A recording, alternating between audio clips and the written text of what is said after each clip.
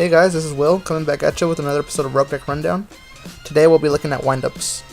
So if any of you guys are relatively new to the game, you might not know this, but windups used to be top tier back in its day. It actually dominated two formats with two different styles of play.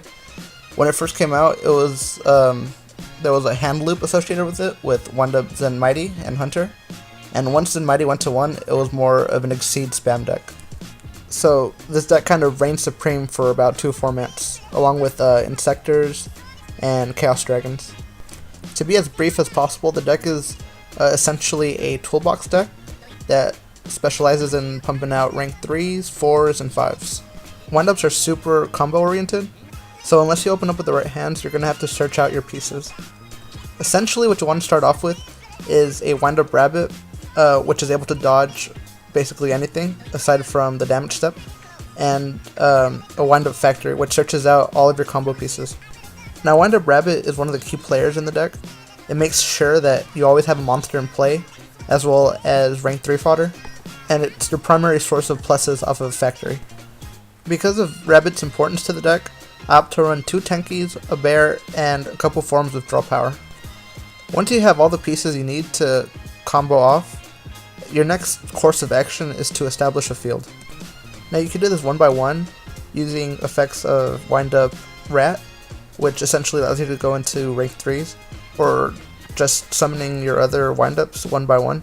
But where the deck really shines is its ability to combo off and their reliance on each other. So back in the day, opening up Magician Shark used to almost always mean GG for your opponent. And although that combo is less powerful and less consistent today, it's still one of the most optimal methods to establishing a field. So once you're able to start searching with Rabbit and Windup Factory, it's a really good idea to go into Magician Shark as soon as possible, or at least get them in your hand as soon as possible. Once you have Shark and Magician in hand, it's expected that your opponent kinda has an established board, like with traps. So what I like to do is bait out those traps with like simple low cost plays. Cards like Ghost Trick Alucard and Firefist Bearer are really good at forcing out your opponent's back row. Because once you play that Alucard, your opponent's pretty much forced to play that lone, bottomless, or torrential they've been saving. And it forces out Fiendish Chains and breakthroughs like nobody's business. So once you break through that back row, you're basically free to go into that Shark Magician play to set up a board or end the game. If you can't break through your opponent's back row, cards like Wiretap or Trapstun are really good at just giving you that extra boost you need to go into your combos. Aside from playing through your opponent's back row, the deck is also able to play through your opponent's offenses with a good lineup of traps. You're able to run your staples such as Warning, Torrential, Compulse, Bottomless. I'm actually running Artifact Sanctum in tandem with Artifact Moral Tech, and I'm running 1 Beagle Tech as well. The artifacts are really good at disrupting your opponent's plays, and they also allow you to go into your rank 5s with Windup Shark a lot easier. Volcasaurus and Gaia plays are very real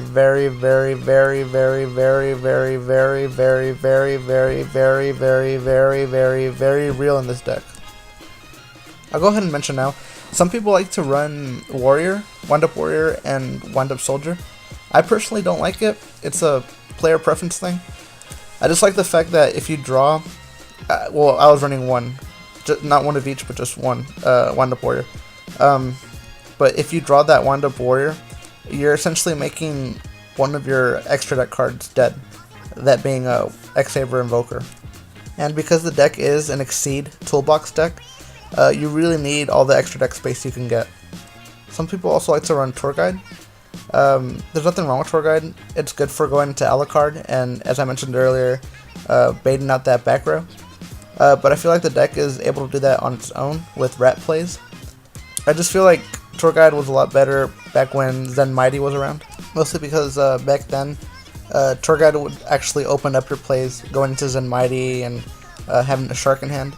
And I just feel like Tour Guide is pretty lackluster now that Zen Mighty's gone. So I'll go ahead and wrap this portion up. If you guys are looking for a really combo-licious deck, this deck might be the one for you. So I'll go ahead and start with the pros. What I really love about this deck is that there's no shortage of plays. Initially there might be, when you're trying to get the ball rolling with Rabbit and Factory, but once you have some basic combo pieces in hand, you're basically able to start fucking shit up left and right. The deck is actually pretty complicated. Once you have that Shark Magician, and I know I mentioned Shark Magician a lot, but it is a real essential part of the deck. Really, once you have Shark Magician, you're able to go into so many plays. The amount of toolboxing the deck has is just incredible. I also like the fact that windups can use artifacts really efficiently. They're not just there to blow stuff up, they're there to serve as rank 5 fodder with Shark. And really, being able to go into Volcasaurus and Gaia is really devastating. So as far as cons go, the deck doesn't have too many. For one, the speed of the deck really relies on how fast you can get into Windup Factory and Rabbit, because essentially that's really going to search you out all your deck, all your combo pieces. In real dire circumstances, I've actually had to summon a Shark while the Factory was on the field and activate its effect so I can search out a Rabbit. What I've also found is that the deck has a lot of trouble going against decks that bring out big monsters out really fast, so decks like Lightsworns. And the main reason for this is that most of your monsters are really small. Rabbit's only 1400, and that's going to be your main monster for a while. You're going to be dodging attacks, and you're going to be taking damage from your opponent's bigger monsters. So your life points end up getting depleted really fast. Overall, I feel like the deck is mildly competitive. If it kind of falls short compared to other Combolicious decks like Infernities, to where they're able to set up a field first turn and blow up first turn. But overall, the deck is really fun for what it is. Combolicious deck. It catches your opponents off guard, that's for sure. I mean, who the fuck still plays windups, right? Just kidding. I love all you windup players. But really, it's really fun. Try the deck out. It's at least mildly competitive. And all the monsters are so freaking cute.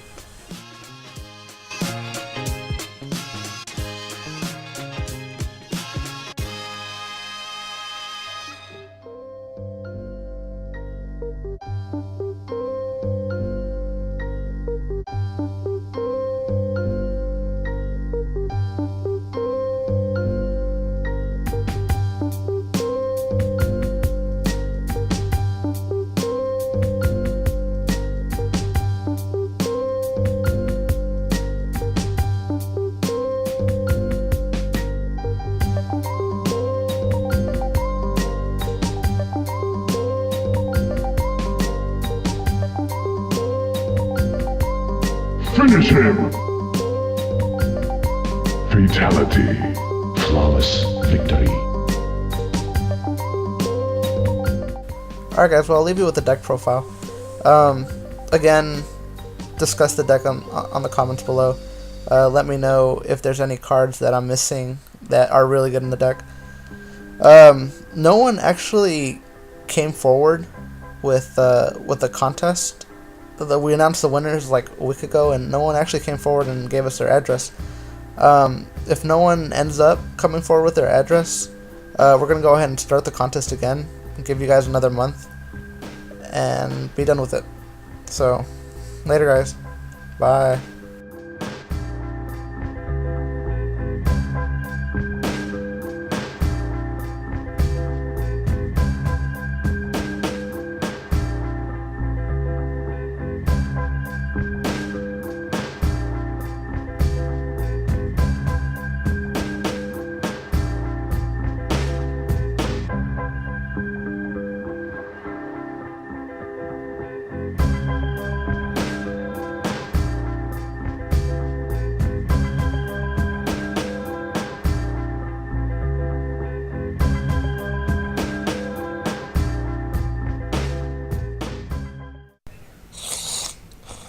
Milady.